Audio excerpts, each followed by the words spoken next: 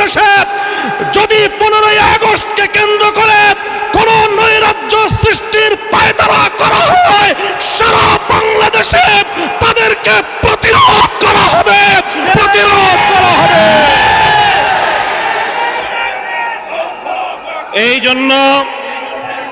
এই জন্য আমরা বৈষম্য বিরোধী ছাত্র আন্দোলনের নেতৃবৃন্দ, অন্তর্বর্তীকালীন সরকারের দায়িত্বশীলদের পাশাপাশি হেফাজতে ইসলামের নেতা কর্মীদেরকে আমি আহ্বান জানাতে চাই, আগামীকাল 15ই আগস্ট, 16ই আগস্ট এবং গোটা আগস্ট মাস জুড়ে আমাদেরকে সতর্ক থাকতে হবে।